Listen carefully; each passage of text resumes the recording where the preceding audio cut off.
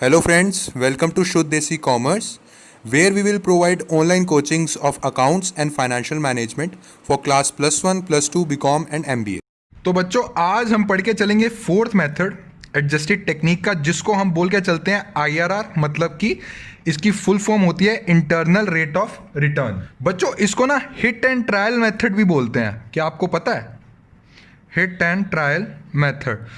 Sir you have promised, अब सब बच्चे मुझे कहेंगे सर यू हैव प्रॉमिस्ड कि आप बिना किसी प्रैक्टिकल एग्जाम्पल और कंसेप्चुअल क्लैरिटी के कोई चीज़ आप लिख नहीं देते हो। तो बच्चों अभी सिर्फ मैंने लिखी ही है, अभी आपको समझाया नहीं है। आप 15-20 मिनट्स के बाद खुद बोलेंगे कि सर अच्छा ये हिट एंड ट्रायल मेथड इसलिए बुलाते हैं।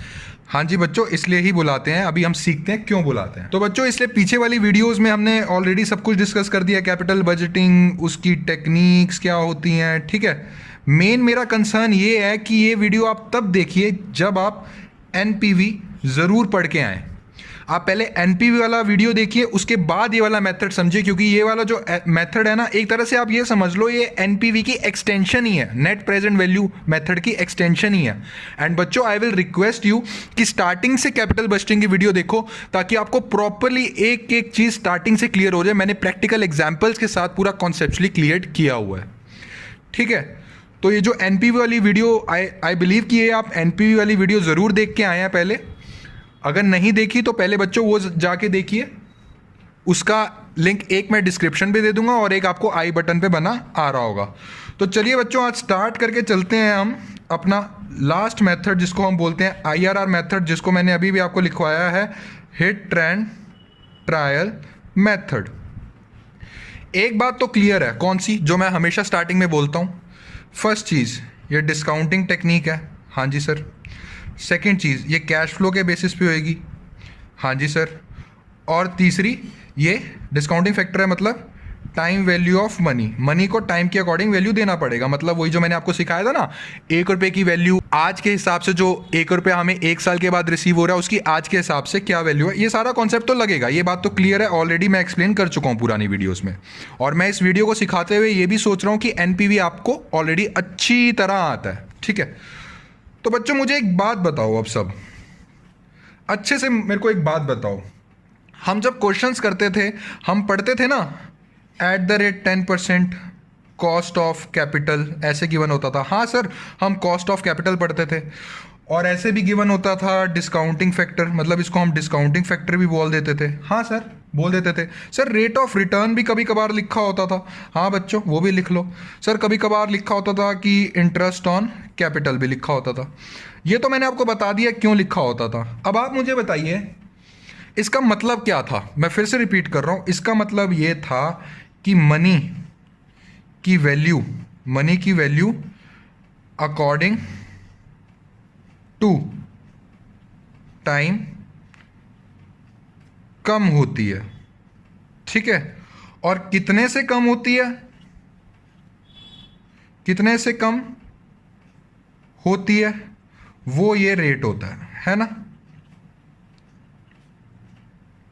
वो ये रेट होता है। ये तो हम ऑलरेडी पढ़ के चल चुके हैं बच्चों। जब अगर आपने मेरी पिछली वीडियोस देखी हैं तो मैंने आपको ये बोला था कि चलो ये चीज़ तो हम बोल रहे हैं कि मनी की वैल्यू अकॉर्डिंग टू टाइम कम होती है, कितने से कम होती है वो ये रेट होके चलता है।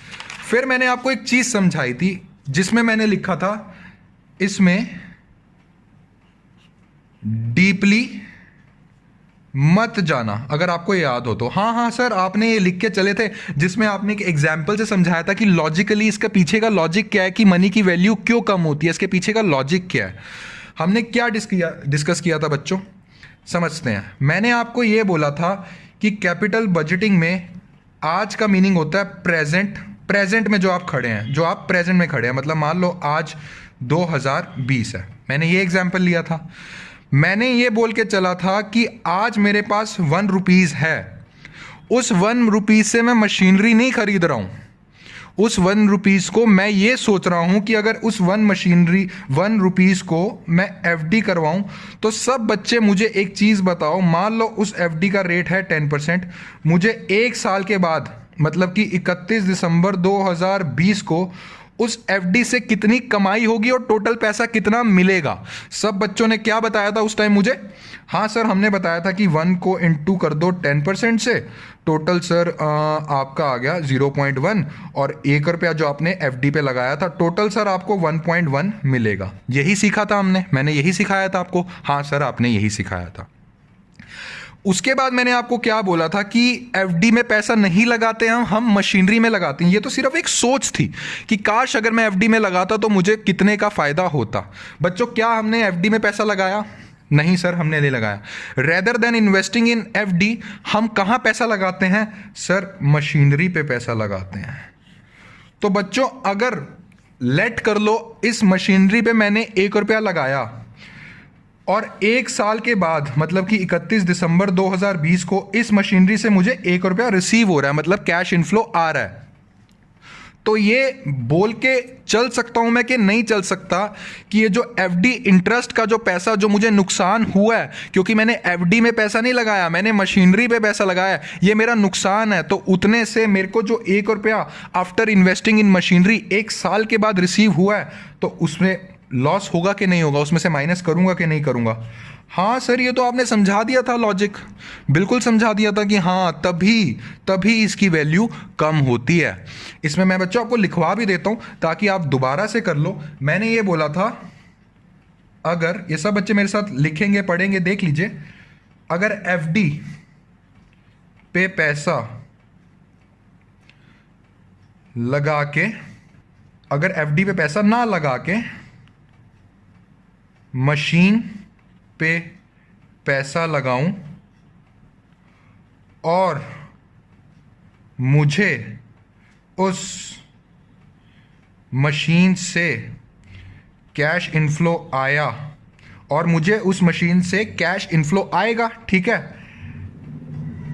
तो जो पैसा मैंने मशीन पे लगाया, अगर उसकी एफडी करवा देता तो मुझे इनकम आती। बट बच्चों ये देख लो, बट उससे इनकम, नेक्स्ट पेज पे आ जाओ बच्चों, उससे इनकम मुझे नहीं आई, तो जो इनकम नहीं आई वो मेरा लॉस हो गया। अगर जो पैसा मैंने मशीनरी पे लगाया है वो एफडी पे लगाता, बट अब मैंने मशीनरी खरीद ली है, तो 1 साल के बाद जो मेरे को मशीनरी से पैसा आ रहा है उसके अंदर वो वाला पैसा तो इंक्लूडेड नहीं है ना बच्चों। अगर मैं एफडी में करवाता तो इंटरेस्ट की इनकम आती, तो वो बच्चों मेरा लॉस हो गया, मुझे नहीं आई, तो जो इनकम नहीं आई वो मेरा लॉस है। उस लॉस को मशीन से जो रेवेन्यू हुआ उससे माइनस करेंगे। अब समझ में आया आपको कि हमारी वैल्यू जो मशीन से जो मेरे को 1 रुपया मिल रहा है उसकी वैल्यू क्यों डाउन होती है। मैंने आपको ये भी बोला था इसको मत ज़्यादा समझना, बट बच्चों अब थोड़ा टाइम आ गया इसको समझने का। अब समझ में आया कि वैल्यू क्यों कम होती है। अगर मैं 1 रुपया 1 साल के बाद रिसीव कर रहा हूं, आज के हिसाब से उसकी वैल्यू क्यों कम हुई? वो इसलिए कम हुई क्योंकि वो पैसा मैंने मशीनरी पे लगा दिया। यही पैसा मैं मार्केट में लगाता, यही पैसा मैं एफडी पे लगाता, तो मुझे उस पर इंटरेस्ट होता, बट वो मुझे इंटरेस्ट नहीं हुआ है, दैट मीन्स वो मेरा लॉस है। अब मेरी ओरिजिनल वैल्यू आज के हिसाब से उस 1 रुपये की मेरी ओरिजिनल वैल्यू 0.9 होगी। तभी बच्चों जैसे जैसे साल आगे आगे आगे बढ़ते हैं मनी की वैल्यू गिरती रहती है। समझ में आया आपको लॉजिक अब? हाँ सर, हमें समझ में आ गया। अब मुझे पूरा यकीन है कि ये जो हम 10% जिसको we call it discounting factor, cost of capital, हम इसको क्यों बुला के चलते हैं, ठीक है, अब समझ में आया आपको। अब एक चीज़ मुझे सब बता के चलना, अब एक चीज़ मुझे सब बता के चलना कि ये जो 10% का रेट गिवन है, ठीक है, ये 10% का रेट गिवन है बच्चों, हम किसी चीज़ में इन्वेस्ट क्यों करते हैं? सर हम कमाने के लिए, रिटर्न के लिए इन्वेस्ट करते हैं। ठीक है, अब एक बात मुझे बता के चलो बिल्कुल प्रूडेंट होके, एक पर्सन ने ही has to purchase a machinery. For an example उसे 1 रुपीज़ की मशीनरी लेनी है, 10% का कॉस्ट ऑफ कैपिटल है, मतलब कि इसको आप ऐसे अंडरस्टैंड करके चलो 10% का उसे एफडी पे, उस 1 रुपये पे इंटरेस्ट मिल रहा है अगर वो एफडी करवा के चलता है। बट उसने कहा कि नहीं मैं मशीनरी लेके चलूंगा, मैं मशीनरी का प्रोजेक्ट लेके चलूंगा। अब मुझे एक बात सीधी सीधी बता के चलो, आपके मन में ये चीज़ आएगी कि नहीं आएगी कि मैं उस 1 रुपया को, उस 1 रुपीज़ को I will invest in a machinery only when if it is giving me more than 10%? Yes और नो, मतलब कि उस 1 रुपीज़ को मैं मशीनरी पे तब इन्वेस्ट करके चलूंगा कि अगर मुझे 10% के एफडी रेट से ज़्यादा मिल रहा है। बच्चों बहुत इंपॉर्टेंट कॉन्सेप्ट है। अगर उसको 10% से कम का रेट मिल रहा है उस मशीनरी में पैसा लगा के, जो उसको कैश इनफ्लो हो रहे हैं वो 10% से कम हो रहे हैं, तो वो ये नहीं बोलेगा कि यार मेरे लिए तो फिर एफडी अच्छा ऑप्शन है, मेरे लिए तो एफडी अच्छा ऑप्शन है, एफडी मेरे को एटलीस्ट 10% तो दे रहा है। अगर उसको 10% के इक्वल या 10% से ज्यादा मिलेगा उस 1 रुपए को मशीन पे लगा के, then only he will go for machinery project. हाँ सर, ये बात तो आपने बिल्कुल सही बोली। दैट मीन्स हमें एक चीज तो क्लियर होगी, हम नोट डाउन करते हैं पॉइंट, ये बाद में आगे जाके पॉइंट काम आएंगे इसलिए नोट डाउन करा रहा हूं।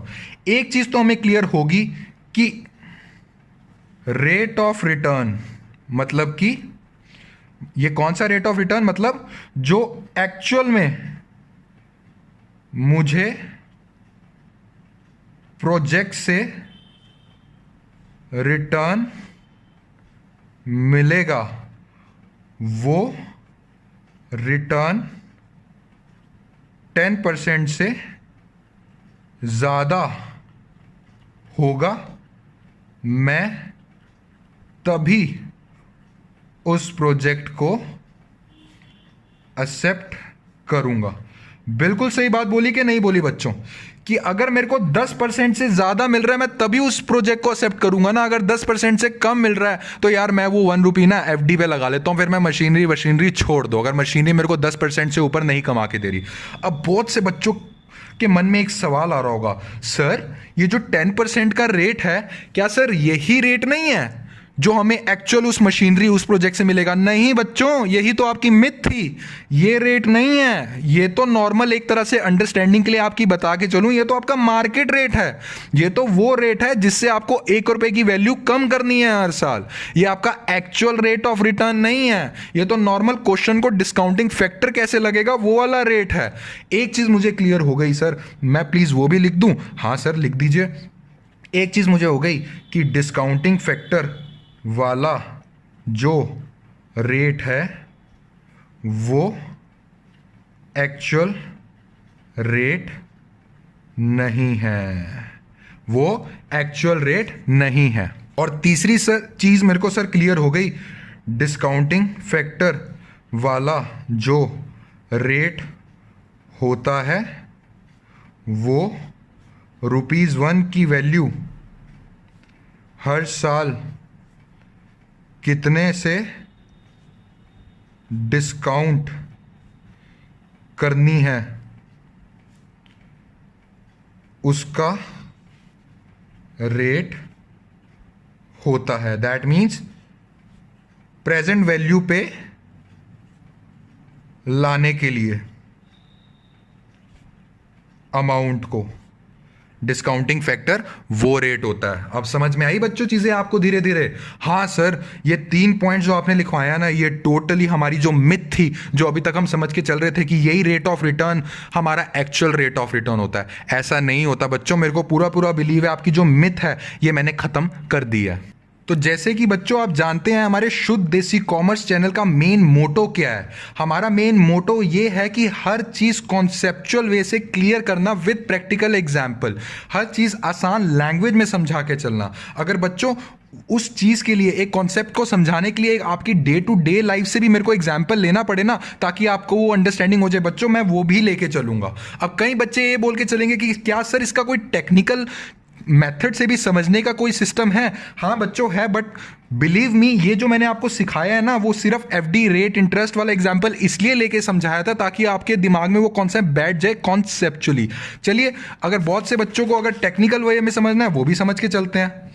ठीक है बच्चों, मुझे एक बात बता के चलो, एक कंपनी होती है, हाँ जी सर होती है, इसके शेयर होल्डर्स होते हैं, हाँ जी सर होते हैं, और ये शेयर होल्डर्स बच्चों पैसा दे के चलते हैं, मनी दे के चलते हैं, और ये वाला जो मनी होता है ये हम इन्वेस्ट करते हैं मशीनरी में, है ना, ये हम इन्वेस्ट करते हैं लॉन्ग टर्म एसेट से, जिससे हम अपना बिजनेस आगे कैरी ऑन करें। बच्चों शेयर होल्डर्स को कुछ ना कुछ खर्चा देना पड़ता है कि नहीं पड़ता? आप फाइनेंशियल मैनेजमेंट में आगे पढ़ के चलेंगे, cost of capital, that means इनकी भी एक अपनी कॉस्ट होती है। मान लो बच्चों इनकी कॉस्ट है एट द रेट 10%, तो बच्चों बिल्कुल ले मैन की भाषा में मेरे को बता के चलो, ले मैन की लैंग्वेज में मुझे बता के चलो, अगर इसकी 10% कॉस्ट है इन शेयर होल्डर्स की, इनकी कॉस्ट ऑफ कैपिटल 10% है, तो जो पैसा मेरे को इन्होंने दिया है और वो मैं इन्वेस्ट कर रहा हूं, तो बच्चों क्या मैं ये नहीं बोलूंगा कि उस पैसे से जो मुझे रिटर्न आए वो मुझे 10% या उससे ज़्यादा है? सीधा सीधा जवाब दो, यस और नो। हाँ सर बिल्कुल, आपने इनका पैसा यूज़ करके मशीनरी में इन्वेस्ट करा है, तो जो उस मशीनरी से रिटर्न मिल रही हैं, इनका सर खर्चा भी तो निकालना है ना। तो आप सर यही कहेंगे कि 10% या 10% से ज़्यादा इस मशीनरी से मेरे को रिटर्न मिल के चले, इस प्रोजेक्ट से मेरे को रिटर्न मिल के चले। बच्चों जो मैंने पहले समझाया था, मिलजुल रही है बात के नहीं मिलजुल रही?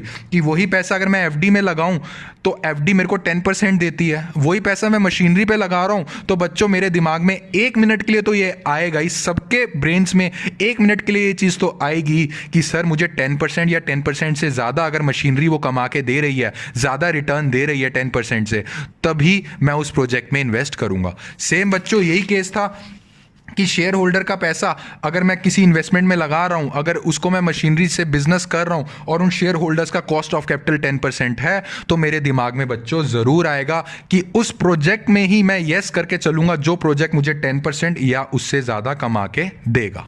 तो बच्चों मुझे पूरा पूरा बिलीव है कि अभी तक हमने जो मैंने अभी तक लेक्चर समझाया है उसमें क्या समझ लिया कि जो ये रेट 10% है, ये rate 10% actual rate of return नहीं होता और मुझे अपने प्रोजेक्ट से 10% या उससे ज़्यादा चाहिए। एक बात तो क्लियर है कि जो मेरा एक्चुअल रेट ऑफ रिटर्न मेरे को प्रोजेक्ट से आ रहा है वो 10% या उससे ज़्यादा से आएगा।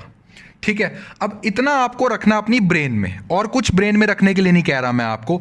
एक नॉर्मल सा एनपीवी का एक क्वेश्चन करके चलते हैं, आप आराम से समझो। अभी कोई आईआरआर को अपने ब्रेन में मत डालो, उसमें परेशान मत हो, सर आईआरआर क्या है ये तो समझाओ। जो मैं समझा रहा हूं उसमें आंसर देते चलो, अपने आप आपका आईआरआर का जो डोर्स हैं that will get open.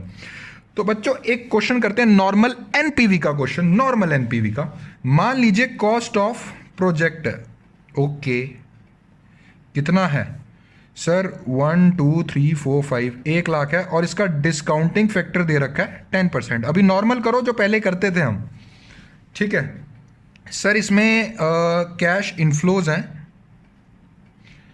First year, second year, third year. मैं ज़्यादा ईयर नहीं ले रहा to make it more simple ताकि आप अच्छे समझ पाओ।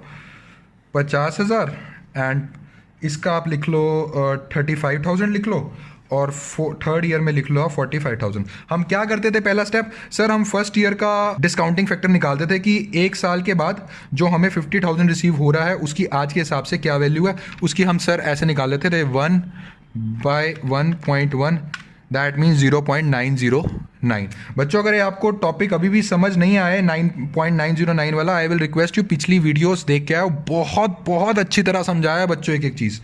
सेकेंड ईयर में हम क्या करते थे, इक्वल टू दबा के 0.826, और थर्ड ईयर में क्या करते थे हम 0.751। ठीक है, तो इसका बच्चों प्रेजेंट वैल्यू निकाल लो ऑफ कैश इनफ्लोस, कितनी आएगी?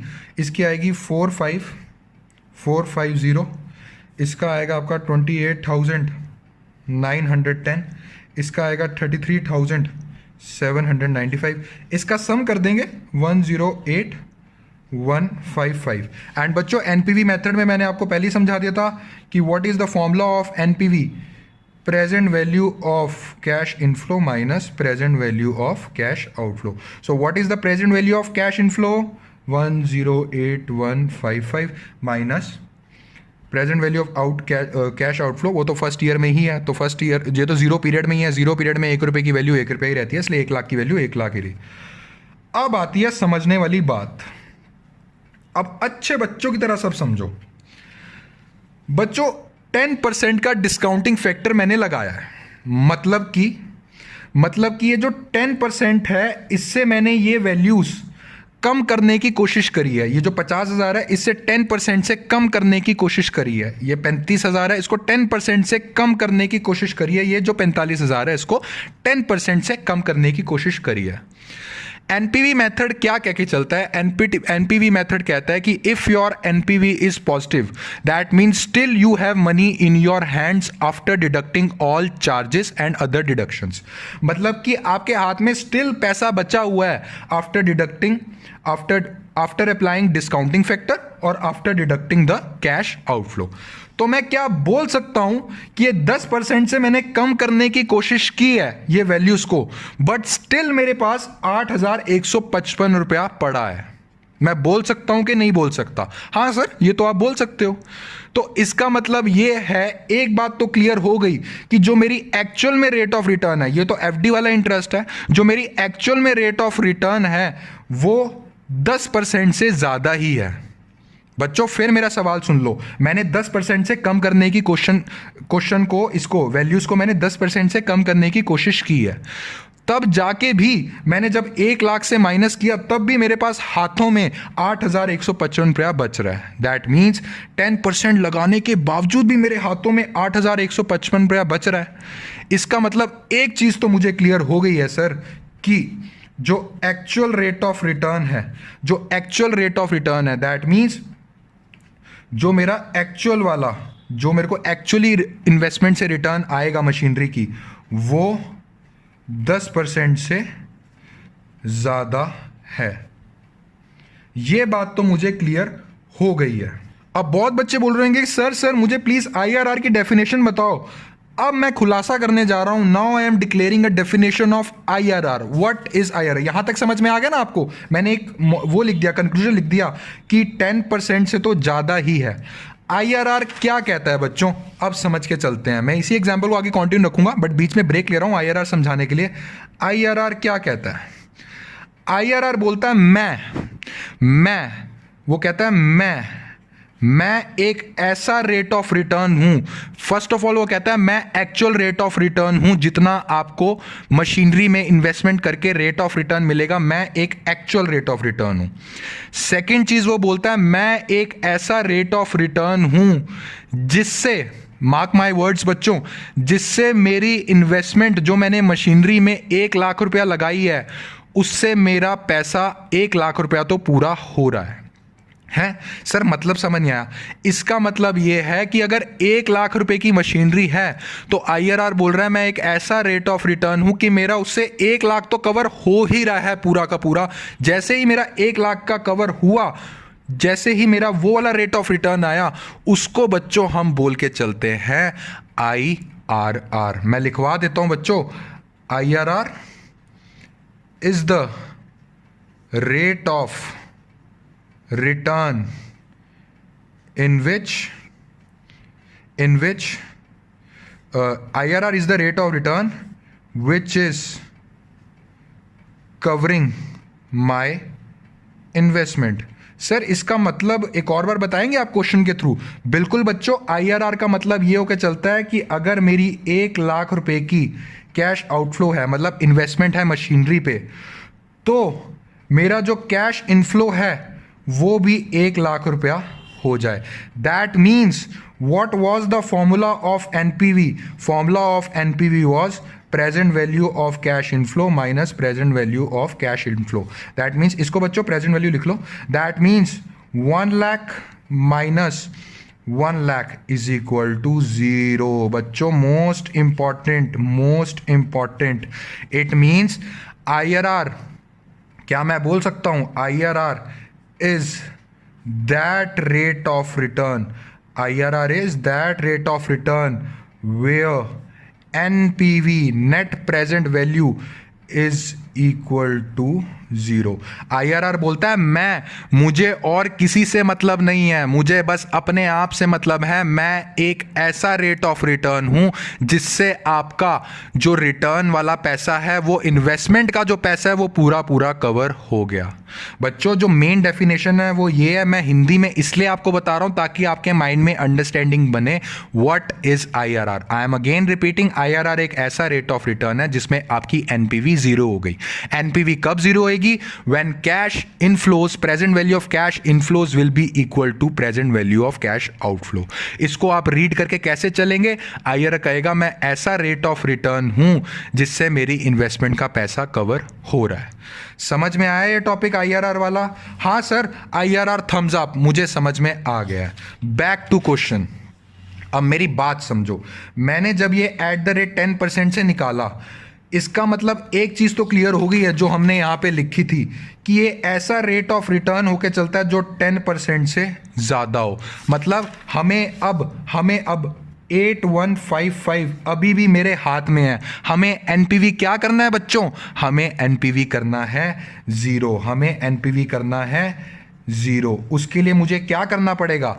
मैंने यहां कंक्लूजन तो बना लिया कि 10% से ज्यादा ही है रेट ऑफ रिटर्न, क्योंकि डिस्काउंट करके भी मेरे हाथ में 8155 रुपया बन रहा है। बच्चों अब हम क्या लेके चलेंगे? ऐसे ही बोलते हैं ना, हिट एंड ट्रायल से एक और ऊपर रेट ऑफ रिटर्न लेके ये डिस्काउंटिंग फैक्टर को 12%, 14%, 15% कर देंगे, ताकि हमारे ये जो वैल्यूज हैं ये वैल्यू कम से कम हो, जिससे हमारी जो एनपीवी कैश इनफ्लो है वो थोड़ी आए और करते करते वो 1 लाख के बराबर। मेनली हमें एनपीवी के जीरो तक पहुंचना है। अब आपको समझ में आया जब मैं लास्ट में स्टार्टिंग में मैंने बोला था कि why we call this hit and trial method? हाँ सर, अब समझ में हमें आ रहा है। मुझे बच्चों एक बात बताओ, अगर मुझे ये कैश इनफ्लोज अब थोड़े कम करके चलने हैं, अगर मुझे कैश इनफ्लोज थोड़े कम करके चलने हैं, तो मैं 10% से रेट कम करूंगा कि ज़्यादा करूंगा? सर ज़्यादा करोगे। सर ये आप प्रूव कर सकते हो? हाँ बच्चों, मैं प्रूव कर सकता हूँ। 10% पे हमारा क्या रेट्स आ रहे थे? जब हम 10% ले रहे थे तो फर्स्ट ईयर का डिस्काउंटिंग फैक्टर क्या आ रहा था? 1/1 + r⁻1 1.1, ये आ रहा था 0.909। सेकेंड ईयर का कैसे आता था बच्चों? सेकेंड ईयर का ऐसे आके चलता था 1/1.1, ये 0.826। अगर मुझे अब रेट इसके थोड़े कम करने हैं ताकि मैं जीरो के पास, ताकि जो एनपीवी की वैल्यू है वो मैं जीरो के पास पहुंचने की कोशिश करूं, क्योंकि मुझे आईआरआर निकालना है। और आईआरआर क्या बोलता है? आईआरआर बोलता है मैं ऐसा रेट ऑफ रिटर्न हूं वेयर एनपीवी गोज जीरो। ठीक है, तो इसके लिए मुझे बच्चों रेट बढ़ाने पड़ेंगे। अगर मान लो मैं 12% लेता हूं तो फर्स्ट ईयर का क्या बनेगा? 1 बस दिस 0.12 1/1.12। आइए करके देखते हैं। ये बनेगा 1.1.12 0.892 0.892। क्या 0.892 0.909 से छोटा होता है? हाँ सर, छोटा होता है। Thums up. सेकेंड ईयर में क्या आएगा? फिर से क्लिक कर दो, 0.797। क्या 0.797 0.826 से छोटा होता है? हाँ सर। इसका मतलब सर हमें अगर एनपीवी के पास पहुंचना है, एनपीवी के जीरो के पास पहुंचना है, तो रेट बढ़ा दो। हाँ बच्चों, रेट बढ़ा दो। तभी इसको बोल के चलते हैं हिट एंड ट्रायल मेथड। अब हमने 10% के हिसाब से तो सॉल्व कर लिया बच्चों, 10% के हिसाब से तो सॉल्व कर लिया। अब हम सॉल्व करके चलेंगे 12% के हिसाब से। मैं फटाफट करवा देता हूं ताकि ये वीडियो ज़्यादा लंबा ना हो। अब 12% के हिसाब से सॉल्व करके चलते हैं। अब 12% के हिसाब से हम एनपीवी का सॉल्व करके चलते हैं। मान लीजिए हमारी कैश आउटफ्लो थी, ये फटाफट सॉल्व करवा रहा हूँ मैं, ठीक है, 1 लाख, और कैश इनफ्लो वही रखते हैं सेम 1 2 3। सो क्या थी हमारी, एक बार मैं आपको दिखा देता हूँ। हमारी थी 50 35 45। सो 50 और इसमें थी 35 और ये थी 45। ठीक है। सो अब 12% के हिसाब से सॉल्व करनी है, तो 12% के हिसाब से सर इसका बनेगा 1/1.12। ठीक है, ये आएगा 0.892 0.892। सेकेंड ईयर का आएगा 0.797 और थर्ड का आएगा 0.711। इसका फटाफट प्रेजेंट वैल्यू निकालो बच्चों, फटाफट। इसकी निकलेगी 44600, इसकी निकलेगी 27895, इसकी निकलेगी 31995। टोटल आ गया 104490। एनपीवी निकालो, कितना आया 104490 माइनस 1 2 3 4 4490। Oh my God. तो 12% के हिसाब से जब मैंने एज ए 12% डिस्काउंटिंग फैक्टर से वैल्यूज को कम करने की कोशिश करी बच्चों, still I have 4490 in my hands. That is actual rate of return, जिसको मैं IRR भी बोलता हूँ। एक बात तो क्लियर हो गई सर, वो 12% से भी ज़्यादा है। सर मेरे को ज़ीरो तक पहुँचना है, सर ये कैसे करूँ? मैंने 10% निकाला तो सर ये मेरे पास आ रहा था 8155। अब मैंने थोड़ा ऊपर बढ़ाया ताकि और ज़ीरो के पास पहुँचने की कोशिश करूँ। सर अभी भी मैं पहुँचा हूँ 4490। बच्चों कोई बात नहीं, हिम्मत नहीं हारनी। अब दोबारा एक और इंटरेस्ट रेट लेके चलेंगे जो हमारा 12% से ऊपर होगा। बच्चों मान लो हम 15% लेते हैं, इसको आपको रीड करना आ गया ना कि 12% के हिसाब से मैंने डिस्काउंटिंग करने की कोशिश करी है। Still I have 4490 in my hands. That means 12% minus करके भी मेरे पास 4490 आ रहा है। That means internal rate of return और ऊपर है अभी। बच्चों अब हम लेके चलते हैं 15% के हिसाब से, फटाफट से करेंगे। 15% के हिसाब से कैश आउटफ्लो कितना 1 2 3 4 5 and cash inflow first year, second year and third year कितना कितना था 50,000, ये था 35,000 और ये था 45,000। कितना है 15% के हिसाब से है। That means 1 plus this 1 plus 0.15 1 by 1.15। So first year का निकालेंगे बच्चों 1 बाय 1.15 कितना आया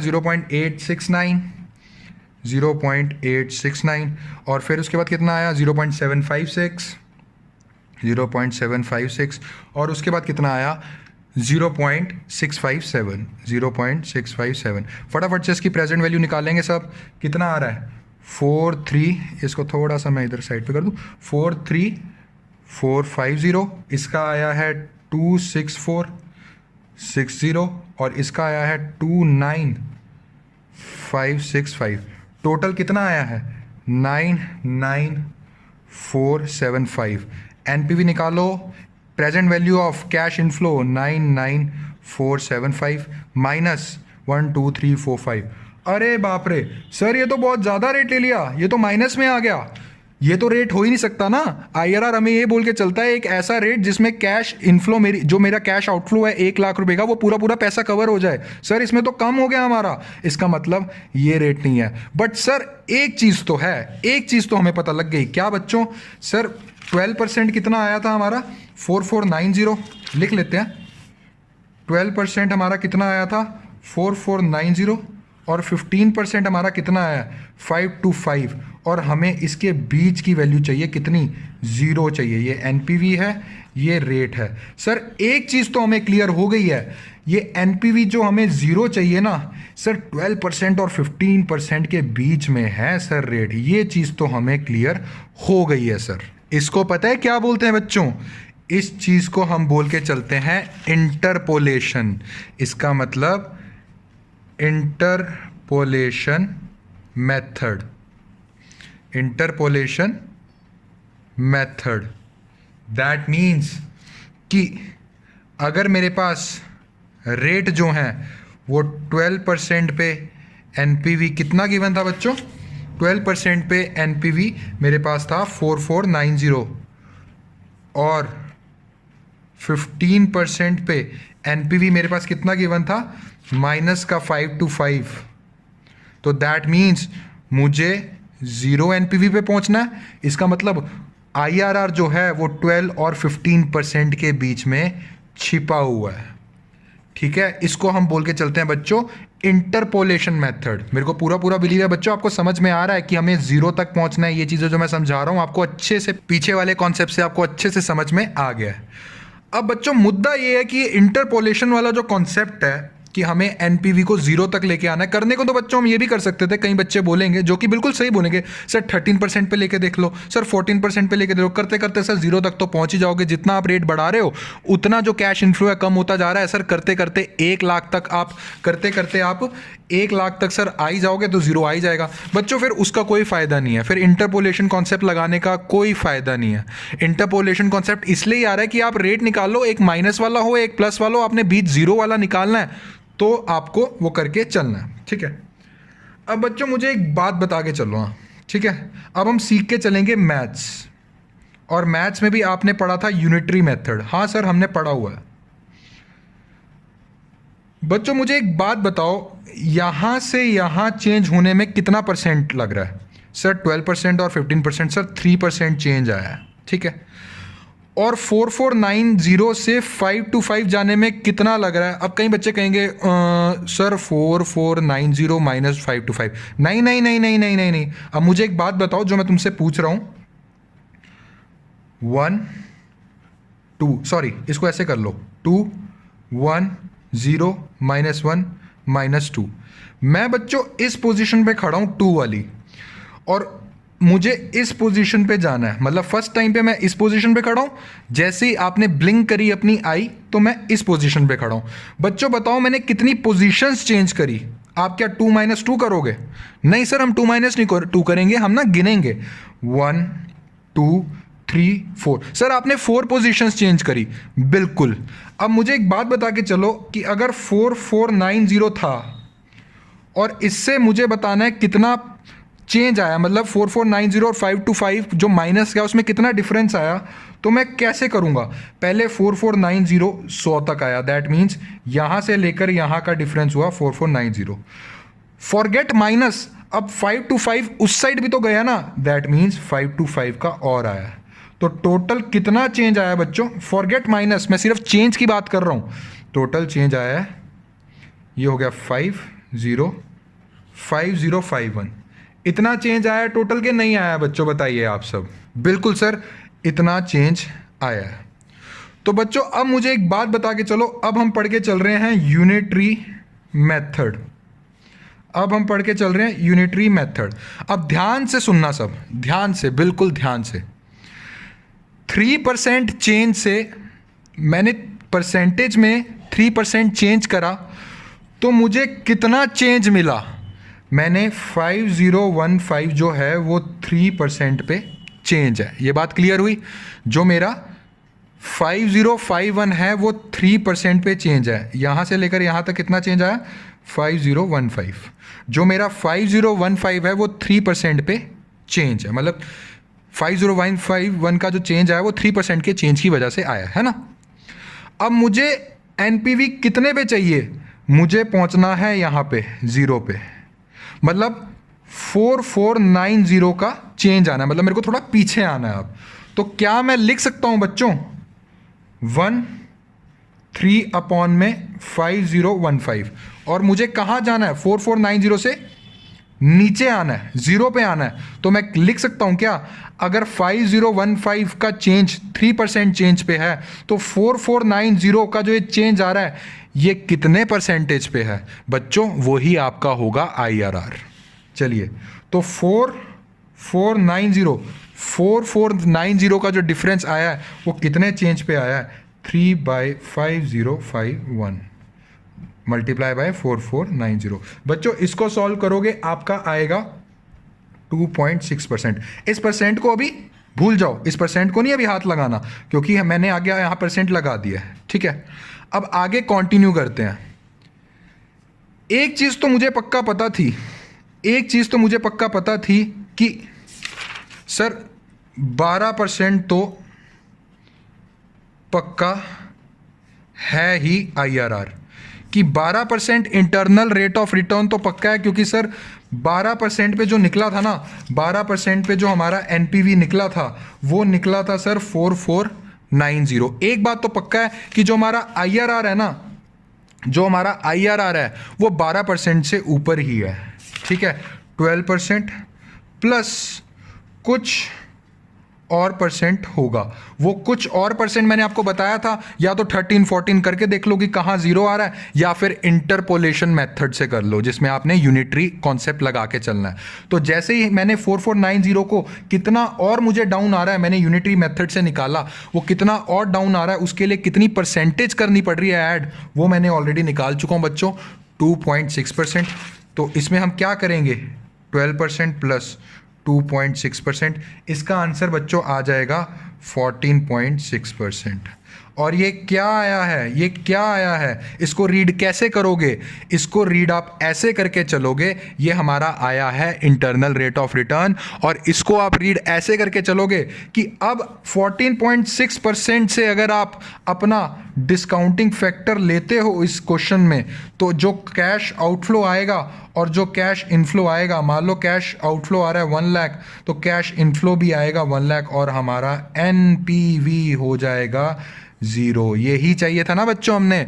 मुझे पूरा बिलीव है बच्चों कि मैंने हर चीज़ प्रॉपरली क्लियर करी, और आपको इंटरपोलेशन का मतलब फिर से मैं बता देता हूँ कि 12% पे इतना था, 15% पे इतना था, 3% के चेंज से 5015 आया है, तो 5015 सॉरी 3% का चेंज है, मुझे कहाँ तक खींच के आना है एनपीवी को 0 तक, इसका कितना चेंज है 4490, तो कितनी परसेंटेज का चेंज आया, वो आया था 2.6%। उसमें हमें एक बात तो क्लियर थी कि 12% तो है, और कितना परसेंट इसमें ऐड करूं कि जब मैं उसको एज ए डिस्काउंटिंग फैक्टर लगाऊं तो मेरा जो एनपीवी है वो 0 हो जाए, वो बच्चों मैंने आपको सारा सिखा दिया। यही कॉन्सेप्ट को और क्लियर करने के लिए बच्चों हम नेक्स्ट वीडियो में इसका क्वेश्चन सॉल्व करके चलेंगे, जिससे आपको एक एक चीज़ प्रॉपरली क्लियर हो जाएगी। एंड कमेंट सेक्शन में बच्चों ज़रूर मुझे बताइए कीजिए कि आपको ये लेक्चर्स कैसे लग रहे हैं, अच्छे लग रहे हैं तो बच्चों ज़रूर थम्स अप देना, ज़रूर एक लाइक देना, और बच्चों ज़रूर मेरा चैनल एक बार सब्सक्राइब कर देना। Thank you.